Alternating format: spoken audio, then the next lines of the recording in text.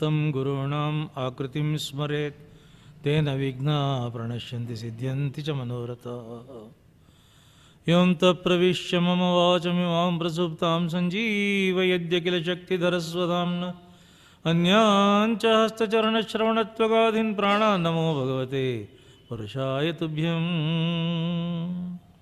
जन्माद्यस्य यतोऽन्वयादितरतश्चार्थेष्वभिघ्नस्वराट् तेने ब्रह्मवृताय आदिकवये मुह्यन्ति यं सूरयः तेजो वारिमृदां यथा विनिमयो यत्र त्रिसर्गो मृषा धाम्ना स्वेन सदा निरस्तकोकं सत्यं परं धीमहि। निगमकल्पतरोर्गलितं फलं शुकमुखादमृतद्रवसंयुतं पिबत भागवतं पिबत भागवतं पिबत भागवतं रसमालय मुहुरो रसिका भुवि भावुका। कृष्णाय वासुदेवाय देवकी नंदनाय च नंदगोपकुमाराय ಗೋವಿಂದಾಯ ನಮೋ ನಮಃ. ನಾನು ಕಪಿಲ ಮುನಿ ಹತ್ರಕ್ಕೆ ಹೋಗಿ ತತ್ವೋಪದೇಶ ಪಡ್ಕೋಬೇಕು ಅಂತಿದ್ದೆ. ಸಾಕ್ಷಾತ್ ಕಪಿಲ ಮುನಿನ ಈ ಅವತಾರದಲ್ಲಿ ಬಂದಿದ್ದೀನೋ ಸಾಷ್ಟಾಂಗ ನಮಸ್ಕಾರ ಮಾಡ್ತಿದ್ದೀನಿ. ಆಮೇಲೆ ಹೇಳ್ತಾನವನು, ನಮೋ ಮಹದ್ಯೋ ನಮೋ ಶಿಶುಭ್ಯೋ ನಮೋ ಯೋಭ್ಯೋ ನಮೋ ಒಟುಭ್ಯ ತಾನೆ. ಎಂಥ ದೊಡ್ಡ ಭ್ರಮೆನಲ್ಲಿ ಬದುಕ್ತಾ ರಾಜ ಹೇಳ್ತಾ ಚಕ್ರವರ್ತಿ ಮಾತು, ಎಂಥ ದೊಡ್ಡ ಭ್ರಾಂತಿಯಲ್ಲಿ ಭ್ರಮೆಯಲ್ಲಿ ಬದುಕ್ತಾ ಇದ್ದೀವಿ ನಾವು. ಒಳಗಿನ ಯೋಗ್ಯತೆ ತಿಳ್ಕೊಳ್ದೆ ಬರೀ ಹೊರಗಿನ ತಳುಕಿಗೆ ಮಾರು ಹೋಗಿಬಿಟ್ಟು ಅವ್ರನ್ನ ನಾವು ಕೊಂಡಾಡ್ತಾ ಇದ್ದೀವಲ್ಲ. ಜನರ ನಿಜವಾಗಿರತಕ್ಕಂಥ ಬೆಲೆ ತಿಳಿಯತಕ್ಕಂಥ ಕಣ್ಣು ಕಳ್ಕೊಂಡ್ಬಿಟ್ಟಿದ್ದೀವಿ. ಈ ಜಡ ಭರತನ ಹಾಗೆ ಈ ದೇಶದಲ್ಲಿ ಗುಪ್ತವಾಗಿ ಅಗೋಚರವಾಗಿ ಜನರ ತಿರಸ್ಕಾರವಾಗಿ ಪಾತ್ರರಾಗಿರತಕ್ಕಂಥ ಎಲ್ಲ ಮನಸ್ಸುಗಳಿಗೆ ಎಲ್ಲ ಚೈತನ್ಯಗಳಿಗೆ ನನ್ನ ಸಾಷ್ಟಾಂಗ ನಮಸ್ಕಾರ. ಎಲ್ಲಿ ಜ್ಞಾನದ ಗಣಿ ಇದೆಯೋ ಅಲ್ಲಿ ನನ್ನ ತಲೆ ಮಣಿತಾ ಇದೆ. ಶಿಶು ಬೆಳಕಿನ ಪುಂಜ ಆಗಿದ್ದರೆ ಶಿಶುವಿಗೆ ನನ್ನ ತಲೆ ಮಣಿಯುತ್ತೆ, ಹೆಂಗಸರಿಗೆ ನನ್ನ ತಲೆ ಮಣಿಯುತ್ತೆ, ದೊಡ್ಡವರಿಗೆ ನನ್ನ ತಲೆ ಮಣಿಯುತ್ತೆ. ಜಗತ್ತಿನಲ್ಲಿ ಎಲ್ಲೆಲ್ಲಿ ಜ್ಞಾನದ ಗಣಿ ಇದೆ, ಭಕ್ತಿ ಗಣಿ ಇದೆ, ಅಲ್ಲೆಲ್ಲ ನನ್ನ ಸಾಷ್ಟಾಂಗ ನಮಸ್ಕಾರ. ದಿತಿಯನ್ನು ಮದುವೆ ಮಾಡಿಕೊಟ್ರು ಕಶ್ಯಪರಿಗೆ, ಸತಿಯನ್ನು ಮಹರುದ್ರ ದೇವರಿಗೆ ಕೊಟ್ಟು ಮದುವೆ ಮಾಡಿದರು.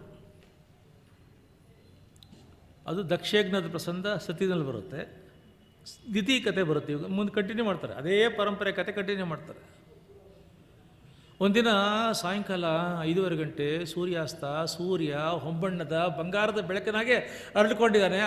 ಇವರು ನದಿಯ ಒಳಗಡೆ ಇಳಿದು ಬಿಟ್ಟು ಕೈಯಲ್ಲಿ ಅರ್ಘ್ಯಕ್ಕೆ ನೀರು ಇಟ್ಕೊಂಡು ಸೂರ್ಯನ ಕಡೆ ನೋಡ್ತಾ ಇದ್ದಾರೆ. ಏನು ಆ ಬಂಗಾರದ ಬೆಳಕಿನ ಮುಳುಗ್ತಾ ಇರತಕ್ಕಂಥ ಸೂರ್ಯನ ಬಿಂಬ ಇವರ ದೇಹದ ಮೇಲೆ ಬಿದ್ದು ದೇಹನೇ ಬಂಗಾರ ಹೋಗಿದೆ. ಒಳ್ಳೆ ತಪಸ್ಸು, ತೇಜಸ್ಸು, ವರ್ಚಸ್ಸು, ರಾಜಸ್ಸು ಇರತಕ್ಕಂಥ ತಪಸ್ವಿ, ತಪಸ್ಸಿನಲ್ಲಿ ಅದ್ಭುತವಾಗಿರತಕ್ಕಂಥ ಒಂದು ಶಕ್ತಿ, ಬೀಗ ಬಂಗಾರದ ಸೂರ್ಯನ ಅದ್ಭುತವಾಗಿರತಕ್ಕಂಥ ಕಿರಣಗಳ ಬಿಂಬ ಏನು ಹೊಳಿತಾ ಇದ್ದಾರೆ ಅಂತಂದರೆ ಒಳ್ಳೆ ಗೋಲ್ಡನ್ ಪರ್ಸನ್ ಥರ ಇದ್ದಾರೆ. ಆಶ್ರಮದ ಗೃಹದ ಕಿಟಕಿಯಿಂದ ಅವನ ಹೆಂಡತಿ ಕಶ್ಯಪ ಹೆಂಡತಿ ನೋಡಿದ್ಲು. ಸುಂದರ, ಅತಿ ಸುಂದರ, ಅತಿಲೋಕ ಸುಂದರ, ಜಗದೇಕ ಸುಂದರ, ಏನು ಚೆನ್ನಾಗಿದ್ದಾನೆ, ಅದ್ಭುತ ಅದ್ಭುತ, ನವ್ ಒನ್ ಹಿಯರ್ ಅಂದ್ಲು. ಬಾಗಿಲು ತೆಗೆದ್ಲು, ಓಡ್ ಹೋದ್ಲು, ಗಂಡ ನಪ್ಕೊಂಡ್ಲು. ಬನ್ನಿ ಒಳಗಡೆ ಹೋಗೋಣ, ನನಗೆ ನೀವು ಬೇಕು, ಈಗಲೇ ಬೇಕು. ಕಾಮ ಭಾವನೆ ತೀವ್ರವಾಗಿ ಪ್ರಚುರ ಆಗೋಯ್ತು ಅವಳಿಗೆ. ನವ್ ಒನ್ ಹಿಯರ್ ಐ ವಾಂಟ್ ಹೇಳ್ಕೊಂಡ್ಲು. ಹೇಳ್ತಾರೆ, ಸ್ವಲ್ಪ ಬಿಕಮ್ ಟು ಸೆನ್ಸಸ್, ವಿವೇಕ ತಂದುಕೋ.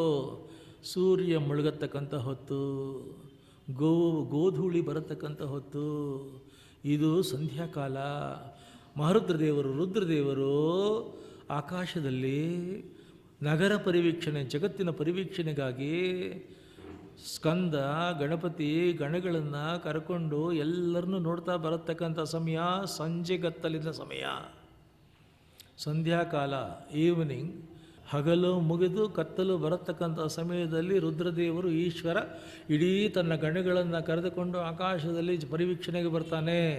ಹಿಂದಿನ ಕಾಲದಲ್ಲಿ ಹಳ್ಳಿಗಳಲ್ಲಿ ಸಾಯಂಕಾಲ ಆದ ತಕ್ಷಣ ಹೊಲಗಳಿಂದ, ತೋಟಗಳಿಂದ, ಊರುಗಳಿಂದ ಬಂದವರು ಕೈಕಾಲು ತೊಳ್ಕೊಂಡು ಒಳಗಡೆ ಬಂದು ದೇವ್ರ ದೀಪ ಹಚ್ಚಿ ದೇವ್ರ ಮುಂದೆ ಕೂತ್ಕೊಂಡು ಕೀರ್ತನೆ, ಭಜನೆ, ಸ್ತೋತ್ರ, ಜಪ, ತಪ ಮಾಡ್ತಾಯಿದ್ದರು ಈವ್ನಿಂಗು.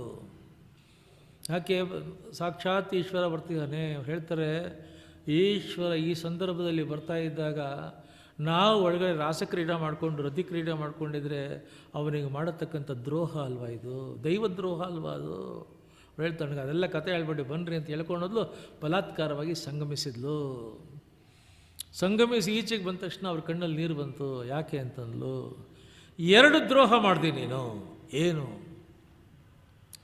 ಮಹರುದ್ರ ದೇವರಿಗೆ ಮಾಡಿರತಕ್ಕಂಥ ಅಪಚಾರ, ನಾನು ಬೇಡ ಬೇಡ ಅಂತಂದ್ರೆ ನನ್ನಲ್ಲಿ ಮಾಡಿರ್ತಕ್ಕಂಥ ಅವಿಧೇಯತೆ.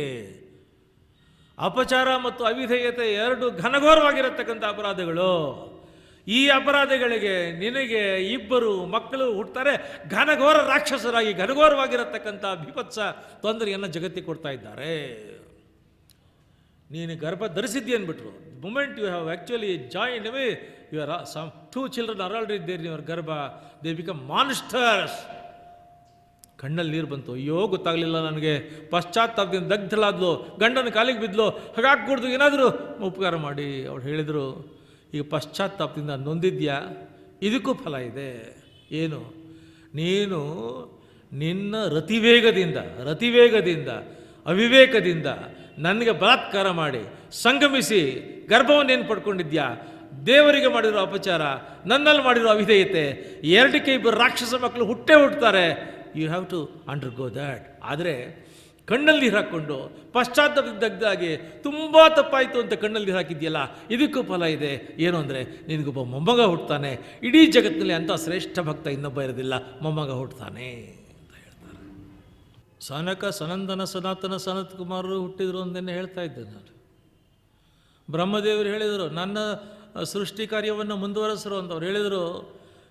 ಯಾವ ಭಾವದಲ್ಲಿ, ಯಾವ ಭಂಗಿಯಲ್ಲಿ ದೇವರ ದರ್ಶನ ಮಾಡ್ತಾ ಅದರಲ್ಲೇ ಮುಳುಗೋಗಿ ನೀನು ಜಪದಲ್ಲಿ, ತಪಸ್ಸಿನಲ್ಲಿ ಪೂರ್ತಿ ಮುಳುಗಿ, ದೇವರ ಧ್ಯಾನದಲ್ಲಿ, ದೇವರ ದರ್ಶನದಲ್ಲಿ ಪೂರ್ತಿ ದೇವರಿಗೆ ನಿನ್ನ ಸಮರ್ಪಣೆ ಮಾಡಿ ಅವನನ್ನು ನೋಡಬೇಕು ಅನ್ನತಕ್ಕಂಥ ಕಾತರದಲ್ಲಿರುವಾಗ ನಮ್ಮನ್ನು ಸೃಷ್ಟಿ ಮಾಡಿದ್ಯಾ. ನಮಗೂ ಅದೇ ಭಾವ ಬಂದಿದೆ. ಒಂದು ಕ್ಷಣ ಇಲ್ಲಿಲ್ಲಲ್ಲ, ಈಗಲೇ ಹೋಗಿ ವೈಕುಂಠಕ್ಕೆ ಹೋಗಿ ಒಂದು ದರ್ಶನ ಮಾಡ್ತೀವಿ ಅಂತ ವೈಕುಂಠಕ್ಕೆ ಓಡಿ ಓಡಿ ಓಡಿ ಓಡಿ ಬಂದು ಮೊದಲನೇ ಬಾಗಿಲು, 2ನೇ ಬಾಗಿಲು, 3ನೇ ಬಾಗಿಲು, 6 ಬಾಗಿಲು ದಾಟಿ 7ನೇ ಬಾಗಿಲಿಗೆ ಬಂದರು. ಇನ್ನೇನು ಸ್ವಲ್ಪ ಮುಂದೆ ಹೋದರೆ ಪರಮಾತ್ಮನ ದರ್ಶನ ಆಗಬೇಕು. 7ನೇ ಬಾಗಿಲಿನಲ್ಲಿ ಇಬ್ಬರು ದ್ವಾರಪಾಲಕರು ತಿಳಿದ್ರು, ಸ್ಟಾಪ್ ಹಿಯರ್. ಯಾರೋ ನೀವು ಅಂತಂದರು. ನಾವು ದ್ವಾರಪಾಲಕರು, ನಮ್ಮ ಪರ್ಮಿಷನ್ ತೊಗೊಂಡು ಒಳಗಡೆ ಹೋಗಬೇಕು, ನೀವೇನು ಓಡ್ತಾ ಇದ್ದೀರಲ್ಲ ದೊಡ್ಡ ಮನುಷ್ಯರು, ಕೂತ್ಕೊಳ್ಳಿ ಅಲ್ಲಿ ಅಂದರು. ಪುಟ್ಟ ಮಕ್ಕಳು ನಾವು ಎಂದು ಕಾಂಬೇನೋ ನಿನ್ನ ಹೇ ಸ್ವಾಮಿ ಅಂತ ಅಂದ್ಕೊಂಡು ಹತ್ತು ನಕ್ಕು ಕುಡ್ದು ಕರೆದು ಹೇಗೆ ಹೊಡ್ಕೊಂಬಂದಿದ್ದೀವಿ ಅಂದರೆ ಒಂದು ಕ್ಷಣ ತಡ ಆದರೆ ನಮಗಾಗೋದಿಲ್ಲ, ದಯವಿಟ್ಟು ಒಳಗೆ ಹೋಗ್ತೀವಿ. Nothing doing, stop here. ಬಿಡಲೇ ಇಲ್ಲ. ಏನು ಮಾಡಿದರು? ಅವ್ರು ಹೇಳ್ತಾರೆ, ಯಾವ ದೇವರ ಸಾನ್ನಿಧ್ಯದಲ್ಲಿ ಇದ್ದು ದೇವ ಸ್ವಭಾವದವರಾಗಿ ಬೆಳಗಿ ದೇವ ಭಕ್ತರಿಗೆಲ್ಲ ತುಂಬ ಉಪಕಾರಿಗಳಾಗಿರಬೇಕು, ನೀವು ರಾಕ್ಷಸರು ಹಾಗೆ ವರ್ತನೆ ಮಾಡಿದ್ದೀರಾ, ರಾಕ್ಷಸರಾಗಿ ಹುಟ್ಟಿ ಶಾಪ ಕೊಟ್ಟರು. ಮರುಕ್ಷಣದಲ್ಲಿ ಸಾಕ್ಷಾತ್ ವಿಷ್ಣು ಅಲ್ಲಿ ಬಂದ್ಬಿಟ್ಟ 7ನೇ ಬಾಗಿಲಿಗೆ ದರ್ಶನ ಕೊಟ್ಟ ಸನಕ ಸನಂದರಿಗೆ. ಆಗ ಅವರಿಬ್ಬರು ಚಾಡಿ ಹೇಳಿದರು, ನೋಡಿ ನಾವೇನು ನಮ್ಮ ಡ್ಯೂಟಿ ನಾವು ಮಾಡಿದ್ವಿ ರೀ, ಸ್ಟಾಪ್ ಮಾಡಿದ್ವಿ, ಕ್ಯೂ ಸ್ಟಾಪ್ ಮಾಡಬೇಕಂತ ನಮ್ಮ ಧರ್ಮ. ಅವ್ರು ಹೇಳ್ತಾರೆ, ಹಸು ಮಕ್ಕಳು ಕಂದಮ್ಮಗಳು ನಾನು ನೋಡಬೇಕು ಅಂತ ಯೋಜನೆಯಿಂದ ಓಡ್ಕೊಂಡು ಮೊದಲು ತಡೆದಿದೆಯಲ್ಲ, ಇದು ದೇವ ಸ್ವಭಾವನ. ಅದು ಅಲ್ಲದೆ ವಿಪ್ರವಾಕ್ಯ ಯೋಜನೆ, ಅದು ಬ್ರಾಹ್ಮಣರವರು ಅವ್ರ ಬಾಯಲ್ಲಿ ನೀವು ಬಂದಿದೆ ಅಂತಂದ್ರೆ ಅದು ಸತ್ಯ ಆಗಲೇಬೇಕು. ಆದ್ದರಿಂದ ನೀವು ಹುಟ್ಟಲೇಬೇಕು. ಒಂದು ಆಪ್ಷನ್, ನನಗೆ ಸೇವೆ ಮಾಡಿದ್ದೀರಾ, ಅದಕ್ಕೆ ನಿಮಗೊಂದು ಆಪ್ಷನ್ ಕೊಡ್ತೀನಿ. ಏನು ಆಪ್ಷನ್ನು? ನನ್ನ ಸ್ನೇಹಿತರಾಗಿ 7 ಜನ್ಮ ಇದ್ದು ಆಮೇಲೆ ಬರೋದು, ನನ್ನ ಪರಮದ್ವೇಷಿಗಳಾಗಿ ನೀಚದ್ವೇಷಿಗಳಾಗಿ 3 ಜನ್ಮ ಇದ್ದು ಆಮೇಲೆ ಬರೋದು. 2 ಆಪ್ಷನ್ ಕೊಡ್ತೀನಿ, ಯು ಕ್ಯಾನ್ ಕಮ್ ಬ್ಯಾಕ್. ಒಂದು, ನನ್ನ ಫ್ರೆಂಡಾಗೆ ಇದ್ದು 7 ಜನ್ಮ ಆದಮೇಲೆ ವಾಪಸ್ ಬರೋದು. ನನ್ನ ಪರಮದ್ವೇಷಿಯಾಗಿದ್ದು 3 ಜನ್ಮ ಆದಮೇಲೆ ವಾಪಸ್ ಬರೋದು. ಅವ್ರು ಹೇಳ್ತಾರೆ, ನಮಗೆ ಸ್ವಲ್ಪ ಕಾಮನ್ ಸೆನ್ಸು ಜನರಲ್ ನಾಲೆಜ್ ಇದೆ, ಅರ್ಲಿಯರ್ ದ ಬೆಟರ್. ನಿನ್ನ ದ್ವೇಷಿಗಳಾದರೂ ಪರವಾಗಿಲ್ಲ, ನಾವು ಬೇಗ ಬರಬೇಕು. ಈಗ ದ್ವಿತೀಯ ಗರ್ಭದಲ್ಲಿ ಇಬ್ಬರು ಮಕ್ಕಳು ಒಳಗಡೆ ಗರ್ಭದಲ್ಲಿ ಬಂದರೆ ಸಮುದ್ರ ಅಲ್ಲೋಲ ಕಲ್ಲೋಲ ಆಗ್ತಾ ಇದೆ, ಆಕಾಶ ಉಲ್ಟಾ ಪಲ್ಟಾ ಆಗ್ತಾ ಇದೆ, ಭೂಮಿಯೆಲ್ಲ ನಡುಗುತ್ತಾ ಇದೆ, ಸಜ್ಜನರೆಲ್ಲ ಒದ್ದಾಡ್ತಾ ಇದ್ದಾರೆ. 100 ವರ್ಷ 1000 ವರ್ಷ ಬಿಡಲೇ ಇಲ್ಲ ಅವ್ರನ್ನ. ಅವರು ಭೂಮಿಗೆ ಬಂದ ತಕ್ಷಣ ಭೂಮಿ ಭೂಕಂಪ ಹೋಯ್ತಂತೆ, ಸಿಡಿಲು ಗುಡುಗಳು ಘರ್ಷಣೆ ಆಯಿತು, ಬೆಳೆದ್ರು. ಈಗ ಹಿರಣ್ಯಾಕ್ಷ ಬೆಳೆದರು. ಹಿರಣ್ಯಾಕ್ಷನ ವಿಚಿತ್ರವಾಗಿರತಕ್ಕಂಥ ವರ್ತನೆಯಿಂದ ದೇವತೆಗಳು ವಿಷ್ಣುಮಿತ್ರ ಹೋಗಿ ಗೋಳು ಹೇಳ್ಕೊಳ್ತಾರೆ, ಹಿರಣ್ಯಾಕ್ಷ ವಿಚಿತ್ರವಾಗಿರತಕ್ಕಂಥ ವರ್ತನೆ ಮಾಡ್ತೀಯಾನೆ ಅಂತ. ಆಗ ವರಾಹ ಅವತಾರ ಎತ್ತಿ ವಿಷ್ಣು ಬಂದು ಹಿರಣ್ಯಾಕ್ಷನನ್ನು ಸಂಹಾರ ಮಾಡ್ತೀಯಾನೆ. ವರಾಹ ಅವತಾರದಲ್ಲಿ ವಿಷ್ಣು ಹಿರಣ್ಯನ ಸಂಹಾರ ಮಾಡ್ದ. ಹಿರಣ್ಯಕಶಿಪು ತಪಸ್ಸಿ ಕೂತಿದ್ದ, ಬಂದು ದೂತರು ಹೇಳಿದರು, ನಿನ್ನ ಸೋದರ ಹಿರಣ್ಯಾಕ್ಷನನ್ನು ವಿಷ್ಣು ಕತ್ತರಿಸಾಕ್ಬಿಟ್ಟ. ಓಡಿ ಅರಮನೆಗೆ ಬಂದು ನೋಡ್ತಾನೆ, ಸತ್ತು ಹೋಗಿರತಕ್ಕಂಥ ಮಗ ಹಿರಣ್ಯಾಕ್ಷಕನಾಗಿ ಗೋಳಾಡ್ತಾ ಇರತಕ್ಕಂಥ ತಾಯಿಯಾಗಿರತಕ್ಕಂಥ ದಿತಿ, ಕಶ್ಯಪರ ಹೆಂಡತಿ ದಿತಿ ಅಳ್ತಾ ಇದ್ದಾಳಂತೆ. ಇನ್ನೊಂದು ಕಡೆ ಹಿರಣ್ಯಾಕ್ಷನಂತ ಒಳ್ಳೆ ವೀರ ಪತಿಯನ್ನು ಕಳ್ಕೊಂಡು ಕಣ್ಣೀರಿಡ್ತಿರತಕ್ಕಂಥ ನಾದಿನಿ ವೃಷದ್ಭಾನು ಅಳ್ತಾ ಇರೋದನ್ನು ನೋಡ್ದ. ಮಕ್ಕಳು ಕರುಳು ಕಿತ್ತು ಬರೋ ಹಾಗೆ, ಕರುಳು ಕರಗಿಸೋ ಹಾಗೆ ಅಳ್ತಾ ಇರತಕ್ಕಂಥದ್ದು ನೋಡಿದ ಹಿರಣ್ಯಕಶಿಪು ತಡೆಯೋಕ್ಕಾಗಲಿಲ್ಲ. ರೋಷ ಉಕ್ತು ಹಿರಣ್ಯಕಶಿಪಿಗೆ. ವಿಷ್ಣುವಿನ ಮೇಲೆ ಎಂಥ ದ್ವೇಷ ಪ್ರಕಟ ಆಯಿತು ಅಂದರೆ ಚಿಮ್ಮುತು ಹುಮುತು ಅಂತಂತಂದರೆ ಕೆರಳಿ ಕೆಂಗಂಡವಾದ, ಹುಬ್ಬುಗಂಟಿಕ್ಕಿದ, ಕಣ್ಣೆಲ್ಲ ಕೆಂಡಗಳನ್ನು ಉರುಳಿಸೋಕ್ಕೆ ಪ್ರಾರಂಭ ಮಾಡ್ತು. ಕೈಯಲ್ಲಿ ತ್ರಿಶೂಲ ಇಟ್ಕೊಂಡಿದ್ದಲ್ಲ ಎದ್ದು ಕುಣಿತಾ ಇದ್ದಂತೆ, ಈಗಲೇ ಹೋಗ್ಬಿಟ್ಟು ವಿಷ್ಣುವಿನ ಕತ್ತರಿಸಾಕ್ಬಿಡು ಅಂತಂದ್ಬಿಟ್ಟು ಒಳಗಡೆ ಇದ್ದಂಥ ರೋಷ ಹೆಡೆ ಬಿಚ್ಚಿ ಬುಸುಗುಟ್ಕೊಂಡು ಪ್ರಾರಂಭ ಮಾಡ್ತಾ ಇದೆ. ಅಧಿಕಾರಿಗಳಾಗಿರತಕ್ಕಂಥ ನಮುಚಿ ಎಲ್ಲರನ್ನು ಕರೆದುಬಿಟ್ಟು ಹೇಳ್ತಾ ಇದ್ದಾನೆ, ಎಲ್ಲಿ ಯಜ್ಞ ಆಗ್ತಿದೆ, ಯಾಗ ಆಗ್ತಿದೆ, ಹವನ ಆಗ್ತಿದೆ, ಹೋಮ ಆಗ್ತಿದೆ, ದೇವಸ್ಥಾನ ಇದೆ, ಪೂಜೆ ಪುರಸ್ಕಾರ ನಡೀತಾ ಇದೆ, ಸಜ್ಜನರಿದ್ದಾರೆ, ಎಲ್ಲರನ್ನು ಕತ್ತರಿಸಿ ಹಾಕಿಬಿಡಿ, ಹಿಂಸೆಗೆ ಮಾಡಿ ಬರ್ತಾನೆ, ಅವಾಗ ಕತ್ತರಿಸಿ ಹಾಕ್ತೀನಿ. ಆಮೇಲೆ ಯೋಚನೆ ಮಾಡ್ದ, ನನ್ನಷ್ಟೇ ಪವರ್ಫುಲ್ಲು ನನ್ನ ಬ್ರದರು, ನನ್ನಷ್ಟೇ ಪವರ್ಫುಲ್ಲು ವ್ಯಾಲಿಯಂಟು ಕ್ಯಾಪಬಲ್ ಆಗಿದ್ದಂಥ ನನ್ನ ತಮ್ಮ, ನನ್ನ ಸೋದರ ಹಿರಣ್ಯಾಕ್ಷನನ್ನು ಕತ್ತರಿಸಿ ಹಾಕಿದ್ದಾನೆ ಅಂದರೆ Vishnu must be more powerful. So ನಾನು ಅವನ ಹತ್ರ ಫೈಟಿಂಗ್ ಹೋಗಬೇಕು ಅಂದರೆ I have to gain more power, I have to acquire more power, I have to overpower Vishnu, so I have to get more power. ಅದಕ್ಕೆ ನಾನು ತಪಸ್ ಮಾಡಿಕೊಂಡು ಇನ್ನಷ್ಟು ಪವರ್ ಪ್ಯಾಕ್ಡ್ ಆಗಿ ಪವರ್ಫುಲ್ಲಾಗಿ ಎನ್ರಿಚ್ಡ್ ಆಗಿ ಬರಬೇಕು ಅಂತ ತಪಸ್ಸಿಗೆ ಬಂದ. ಈಗ ಮಂದರ ಪರ್ವತಕ್ಕೆ ಬಂದ. ಜಗತ್ತಿನ ಎಲ್ಲ ಋಷಿಗಳು ತಪಸ್ವಿಗಳು ತಪಸ್ಸಿಗೆ ಕೂತ್ಕೊಳ್ತಾರೆ. ಇವನು ತಪಸ್ಸಿಗೆ ಕೂತ್ಕೊಳ್ಳಿಲ್ಲ, ತಪಸ್ಸಿಗೆ ನಿಂತ. ಹೇಗೆ ಹಿರಣ್ಯಕಶಿಪು ತಪಸ್ಸು ಮಾಡ್ದ ಅಂತ ಹೇಳ್ತಾ ಇದೆ. ಕಾಲ ಮೇಲೆ ನಿಂತ, ಹಿಮ್ಮಡಿಗಳನ್ನು ಮೇಲೆ ಕೆತ್ತದ, ಕೇವಲ ಹೆಬ್ಬೆರಳನ್ನು ಮಾತ್ರ ಭೂಮಿಗೆ ಸ್ಪರ್ಶ ಇಟ್ಕೊಂಡಿದ್ದಾನೆ, ದೇಹವನ್ನು ಮೇಲಕ್ಕೆ ಮೀಟಿದ್ದಾನೆ, ಎರಡೂ ಕೈಗಳನ್ನು ಮೇಲಕ್ಕೆ ಎತ್ತಿದ್ದಾನೆ, ಆಕಾಶಕ್ಕೆ ಮೀಟಿದ್ದಾನೆ. ಹೀಗೆ ಎರಡೂ ತೋಳುಗಳನ್ನು ಮೇಲಕ್ಕೆ ಚಾಚಿ ಕಾಲ ಹೆಬ್ಬೆರಳಿನ ಮೇಲೆ ಮಾತ್ರ ನಿಂತುಕೊಂಡು ಆಕಾಶದಲ್ಲಿ ದೃಷ್ಟಿ ನೆಟ್ಟು ಘನಘೋರವಾಗಿರತಕ್ಕಂಥ ಬ್ರಹ್ಮನನ್ನು ಕುರಿತ ತಪಶ್ಚರ್ಯನ್ನು ಮಾಡ್ತಿದ್ದಾನೆ. ಈ ವರ್ಷಗಳ ಕಾಲ ಅವನಂಥ ಘೋರ ತಪಸ್ಸು ಮಾಡಿದಾಗ ಅವನ ತಲೆಯಿಂದ ತಪೋಜ್ವಾಲೆ, ಆ ಬೆಂಕಿಗಳು ಹೊರಟು 3 ಲೋಕಗಳನ್ನು ವ್ಯಾಪಿಸ್ಕೊಳ್ತಾ ಇದೆ. ಸಮುದ್ರಗಳು ಕುದಿಯೋದಕ್ಕೆ ಪ್ರಾರಂಭ ಆಯಿತು, ಭೂಮಿ ನಡುಗಿತು, ನಕ್ಷತ್ರಗಳು ಉದುರಕ್ಕೆ ಪ್ರಾರಂಭ ಆಯಿತು, ದಿಕ್ಕುಗಳು ಹತ್ಕೊಂಡು ಉರಿತಾ ಇದೆ. ಇದರ ಬೇಗೆಯನ್ನು ತಡೆಯಲಾರದೆ ದೇವಲೋಕದಲ್ಲಿರ್ತಕ್ಕಂಥ ಎಲ್ಲ ದೇವತೆಗಳು ಬಂದು ಬ್ರಹ್ಮನ ಮೊರೆ ಹೋಗ್ತಾ ಇದ್ದಾರೆ. ಅಪ್ಪ, ನಿನ್ನ ಕುರಿತು ತಪಸ್ಸು ಮಾಡ್ತಾ ಇದ್ದಾನೆ, ಹೋಗು, ಶಮನ ಮಾಡೋ, ಸಮಾಧಾನ ಮಾಡೋ, ತಪಸ್ಸು ನಿಲ್ಲಿಸು, ಬೇಗ ಹೋಗು. ಆಯ್ತಪ್ಪ, ಅಷ್ಟು ತೊಂದರೆ ಆಗ್ತಿದೆಯಾ, ಸಫೋಕೇಶನ್ ಆಗ್ತಿದೆಯಾ, ಬರ್ತೀನಿ ಅಂತ ಬ್ರಹ್ಮದೇವರು ಬಂದು ನೋಡ್ತಾನೆ. ತಪಸ್ಸು ಮಾಡ್ತಿರೋ ಸ್ಥಳದಲ್ಲಿ ನೋಡ್ತಾನೆ, ಹಿರಣ್ಯಕಶಿಪುನೇ ಕಾಣ್ತಾ ಇಲ್ಲ. ಎಲ್ಲಿ ಹೋದ ಅಂತಂತಂದರೆ ಕಾಣ್ತಾ ಇಲ್ಲ. ಆಮೇಲೆ ಒಂದು ದೊಡ್ಡ ಹುತ್ತ ಇತ್ತು. ಹುತ್ತದ ಒಳಗಿನಿಂದ ಶಬ್ದ ಬರ್ತಾಯಿದೆ, ತಪಸ್ಸಿನ ಶಬ್ದ. ಹೇಗೆ ತಪಸ್ಸು ಅಂದರೆ ಮೈಮರ್ತು ಹೋಗಿದ್ದಾನೆ, ಗೊತ್ತೇ ಇಲ್ಲ. ಅವನ ಸುತ್ತು ಹುತ್ತ ಬೆಳ್ಕೊಂಡಿದೆ. ಹುತ್ತದ ಮೇಲೆ ಗಿಡ ಮರ ಹೆಂಟೆ ಫಲ ಪುಷ್ಪಗಳು ಬೆಳ್ಕೊಂಡಿದೆ. ಒಳಗಡೆ ಕ್ರಿಮಿ ಕೀಟಗಳು ಅದೆಲ್ಲ ದೇಹ ಪೂರ್ತಿ ತಿಂದು ಹಾಕಿದೆ, ಮಾಂಸ ರಕ್ತ ಎಲ್ಲ ಕುಡಿದು ಹಾಕಿದೆ. ಅಸ್ಥಿ ಪಂಜರ ಮಾತ್ರ, ಹಿರಣ್ಯಕಶಿಪುವಿನ ಅಸ್ಥಿ ಪಂಜರ ಮಾತ್ರ ತಪಸ್ಸು ಮಾಡ್ತಾ ಇದೆ. ಇಂಥ ತಪಸ್ಸು ಮಾಡ್ತಾ ಇದ್ದಾರೆ. ಆಗ ಬ್ರಹ್ಮದೇವರು ಕಮಂಡಳದಿಂದ ತೀರ್ಥವನ್ನು ತಗೊಂಡು ಅದರ ಮೇಲೆ ಹುತ್ತದ ಮೇಲೆ ಪ್ರೋಕ್ಷಣೆ ಮಾಡಿದ ತಕ್ಷಣ ಹುತ್ತ ಕಳಿಸ್ಕೊಳ್ತು. ಅವನ ಮೇಲೆ ಪ್ರೋಕ್ಷಣೆ ಮಾಡಿದ ತಕ್ಷಣ ಈಗ ಜಗದ್ವಿಲಕ್ಷಣವಾಗಿರ್ತಕ್ಕಂಥ ಮಹಾ ತೇಜಸ್ವಿ ಆಗಿರತಕ್ಕಂಥ ಹಿರಣ್ಯಕಶಿಪು ಹಂಗಳಿಸಿ ಬಂದ ಈಚೆಗೆ ಕಾಲಿಗೆ ಬಿದ್ದ. ಅಪ್ಪ, ನೀನು ತಪಸ್ಸಿಗೆ ಮೆಚ್ಚಿ ಪ್ರತ್ಯಕ್ಷ ಆಗಿದ್ದೀನಿ, ಏನು ಬೇಕು ಕೇಳ್ಕೊಳ್ಳಪ್ಪ ಅಂತಂತಂದರು.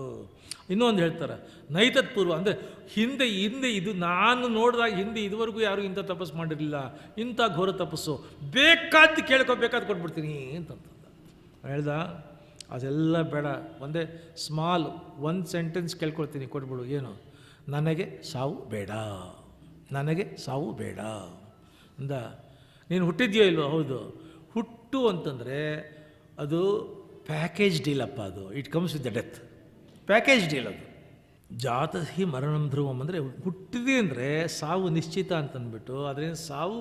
ಆದರೆ ನೀನು ತುಂಬ ಬ್ರೈಟ್ ಇದೆಯಾ, ಬ್ರಿಲಿಯಂಟ್ ಇದೆಯಾ, ಸ್ಮಾರ್ಟ್ ಇದೆಯಾ, ಶಾರ್ಪ್ ಇದೆಯಾ ನೋಡಿದರೆ ನೀನು ಸಾವು ಬೇಡ ಅಂತ ಡೈರೆಕ್ಟಾಗಿ ಕೇಳೋ ಬದಲು ಇಮ್ಯುನಿಟಿ ಥರ ಕೇಳ್ಕೊ, ಒಂದು ಮೈಂಡ್ ಅಪ್ಲಿಕೇಶನ್ ಮಾಡು, ಇಮ್ಯುನಿಟಿ ಕೇಳ್ಕೊ, ಕೊಡ್ತೀನಿ ನಾನು ಅಂತಂದೆ. ಹೌದಾ, ಸರಿ ಅಂತಂತ ಈಗ ಕೇಳ್ಕೊಂಡ. ಏನು ಕೇಳ್ದ? ನ ಶುಷ್ಮೇಣ ನ ಚಾದ್ರೇಣ ನ ಜಲೇನ ನ ವಹ್ನೇನ ನ ಕಾಷ್ಠೇನ ನ ಕೀಚೇನ ನ ಪಾಷಾಣೇ ನ ವಾಯುನ ನ ಆಯುಧೇನ ನ ಶೂಲೇನ ನ ಶೈಲೇನ ನ ಮಾನುಷೈ ನ ಸುರೈ ನ ಅಸುರೈ ನ ಗಂಧರ್ವೈ ನ ರಾಕ್ಷಸೈ ನ ಕಿನ್ನರೈ. ಹೀಗೆ 27 ಪರ್ಮುಟೇಷನ್ ಕಾಂಬಿನೇಷನ್ ಅಪ್ಲೈ ಮಾಡ್ದ. ನನಗೆ ಒಳಗಡೆ ಸಾವು ಬರ್ಕೊಡ್ದು, ಹೊರಗಡೆ ಸಾವು ಬರ್ಕೊಡ್ದು, ಮೇಲೆ ಸಾವು ಬರ್ಕೊಡ್ದು, ಕೆಳಗಡೆ ಸಾವು ಬರ್ಕೊಡ್ದು, ಅಸ್ತ್ರದಿಂದ ಸಾವು ಬರ್ಕೊಡ್ದು, ಶಸ್ತ್ರದಿಂದ ಸಾವು ಬರ್ಕೊಡ್ದು, ದೇವತೆಗಳಿಂದ ಸಾವು ಬರ್ಕೊಡ್ದು, ಪಶು ಪಕ್ಷಿಗಳಿಂದ ಸಾವು ಬರ್ಕೊಡ್ದು, ಮನುಷ್ಯರಿಂದ ಸಾವು ಬರ್ಕೊಡ್ದು, ಕಿನ್ನರರಿಂದ ಸಾವು ಬರ್ಕೊಡ್ದು, ಯಕ್ಷರಿಂದ ಸಾವು ಬರ್ಕೊಡ್ದು, ಸರ್ಪಗಳಿಂದ ಸಾವು ಬರ್ಕೊಡ್ದು, ಸಮುದ್ರದ ನೀರಿನಿಂದ ಸಾವು ಬರ್ಕೊಡ್ದು. 27 ಪರ್ಮಿಟೇಷನ್ ಕಾಂಬಿನೇಷನ್ ಕೇಳ್ಕೊಂಡ. ತಥಾಸ್ತು ಅಂತದ್ದು. 3 ಲೋಕಗಳನ್ನು ಗೆದ್ದೆ ಅಂತ ಅಂದ್ಕೊಂಡ. ಬ್ರಹ್ಮದೇವರು ಅವನು ಗದೆಯನ್ನು ಇಟ್ಕೊಂಡು ತಿರುಗಿದ ರಭಸವನ್ನು ನೋಡಿ 1 ಕ್ಷಣ ಇಲ್ಲಿದ್ದರೆ ಫಸ್ಟ್ ಅಪ್ಲಿಕೇಶನ್ ನನಗೆ ಅಂದ್ಕೊಂಡು ಬ್ರಹ್ಮದೇವ್ರಿಗೆ ಹೋದರು. ಈಗ ಅರಮನೆಗೆ ಬಂದ. ಈ ಹಿರಣ್ಯಕಶಿಪಿಗೆ 4 ಜನ ಮಕ್ಕಳು. ಇವನು ಇಷ್ಟು ವೈಲೆಂಟು, ಕ್ರೂಯಲ್ಲು, ರಾಕ್ಷಸ ಮನೋಭಾವ ಆದರೂ ಕೂಡ ಫ್ಯಾಮಿಲಿ ವ್ಯಾಲ್ಯೂಸ್ನಲ್ಲಿ ಭಾಳ ಫ್ಯಾಮಿಲಿ ಪರ್ಸನ್ನು, ಫ್ಯಾಮಿಲಿ ಓರಿಯೆಂಟೆಡ್ಡು. 4 ಜನ ಮಕ್ಕಳು. ಮಕ್ಕಳಿಗೆ ರಾಕ್ಷಸ ಹೆಸರು ನೀಡಲಿಲ್ಲ. ಎಂಥ ಪ್ಲೆಸೆಂಟ್ ನೇಮ್ಸ್ ಇಟ್ಟ ಅಂತಂದರೆ ಹಲಾದ, ಆಹ್ಲಾದ, ಸಹ್ಲಾದ, ಪ್ರಹ್ಲಾದ. 4 ಜನ. ಹಲಾದ, ಆಹ್ಲಾದ, ಸಹ್ಲಾದ, ಪ್ರಹ್ಲಾದ. 4 ಜನ.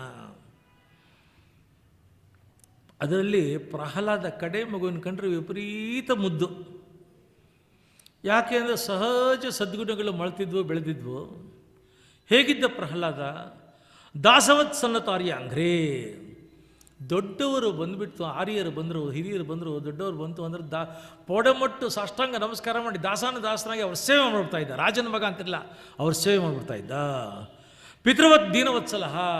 ದೀನರಿಗೆ, ದೂನರಿಗೆ, ಅನಾಥರಿಗೆ, ನೊಂದವರಿಗೆ, ಬೆಂದವರಿಗೆ, ಬಡವರಿಗೆ ತಂದೆ ತಾಯಿಗಳು ಮಕ್ಕಳನ್ನ ಹೆಂಗೆ ನೋಡ್ಕೊಂಡು ಹಾಗೆ ನೋಡ್ಕೊಳ್ತಾ ಇದ್ದ ಮಗುವಾಗಿದ್ದರು ಕೂಡ.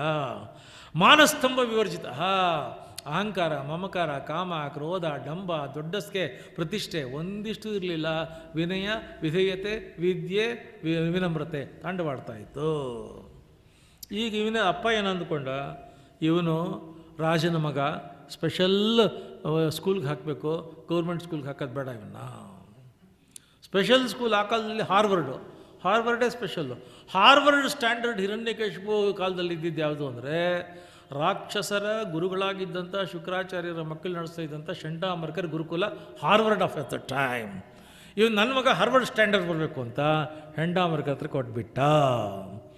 ಅಲ್ಲಿ ಪ್ರಹ್ಲಾದನ ತೊಡೆ ಮೇಲೆ ಕೂಡಿಸ್ಕೊಂಡು ಗುರುಗಳು, ಅಪ್ಪ ಹಿರಣ್ಯಕಶಿಪು ಸಾರ್ವಭೌಮ, ಹಿರಣ್ಯಕಶಿಪು ಸರ್ವೋತ್ತಮ, ಹಿರಣ್ಯಕಶಿಪು ದೇವಾನುದೇವತೆಗಳ ದೇವ, 14 ಲೋಕಗಳ ವೀರ ಧೀರ ಶೂರ ಹಿರಣ್ಯಕಶಿಪು, ದೇವಾನುದೇವತೆಗಳನ್ನ ಕಾಲತ್ರ ಕಟ್ಟಾಕಿರೋನು ಹಿರಣ್ಯಕಶಿಪು, ಗ್ರಹಗಳನ್ನು ನಕ್ಷತ್ರಗಳನ್ನ ಮಂಚ ಕಟ್ಟಾಕಿರೋನು ಹಿರಣ್ಯಕಶಿಪು, ಅಚ್ಛೇದ್ಯ ಅಭೇದ್ಯ ಶಕ್ತಿ ಇರತಕ್ಕಂಥನು ಹಿರಣ್ಯಕಶಿಪು, ಸಮಸ್ತ ಋಷಿಮುನಿಗಳು ಹೆದರ್ಕೊಳ್ತಾ ಇರೋದು ಹಿರಣ್ಯಕಶಿಪು. ಇದಲ್ಲ ಪಾಠ, ಅಲ್ಲಿ ಸಿಲೆಬಸ್ ಇದು, ದಿನ ಹೇಳ್ಕೊಡೋದು.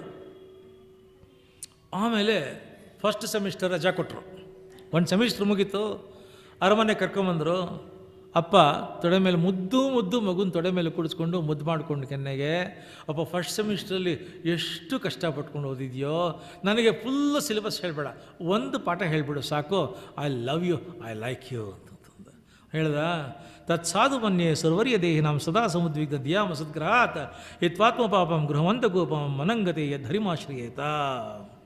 ಅಪ್ಪ, ತಂದೆ, ಜನರೆಲ್ಲ ಯಾವುದು ತಮ್ಮನ್ನು ಮುಳುಗಿಸ್ಬಿಡುತ್ತೋ ಅಂಥ ವಿಷಯ ಭೋಗಗಳಲ್ಲಿ ಮುಳುಗಿ ಹೋಗಿದ್ದಾರಪ್ಪ. ಮಗು ಹೇಳ್ತಾ ಇರೋದು ಎಲ್ಲ ವಿಷಯ ಪದಾರ್ಥಗಳು, ವಿಷಯ ವಾಸನೆ ಅನ್ನತಕ್ಕಂಥ ಕತ್ತಲಿನಲ್ಲಿ ಅಂಧಕಾರದಲ್ಲಿ ಮುಳುಕಿ ನಿಜವಾದ ಸುಖ, ಶಾಶ್ವತ ಸುಖದ ದಾರಿ ಕಾಣದೆ ಬಳದಾಡ್ತಾ ಇದ್ದಾರೆ.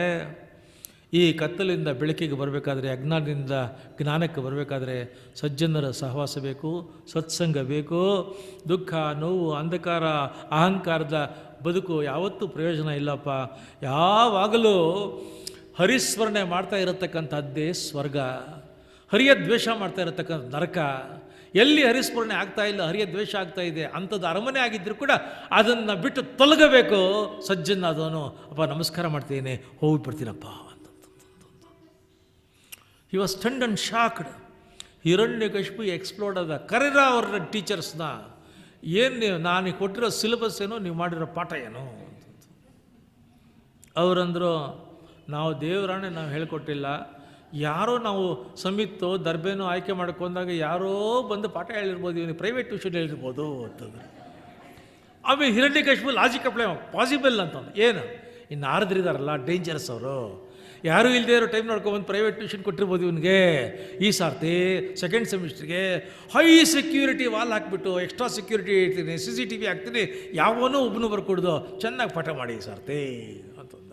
ಸೆಕೆಂಡ್ ಸೆಮಿಸ್ಟ್ರು ಬಂದರು, ಅವನಿಗೇನು ಬೇಡವೋ ಎಲ್ಲ ಪಾಠಗಳನ್ನು ತಲೆಗೆ ತುರುಕಿದ್ರು. ಸೆಮಿಸ್ಟರು ಮುಗಿಸ್ಕೊಂಡು ಬಂದ.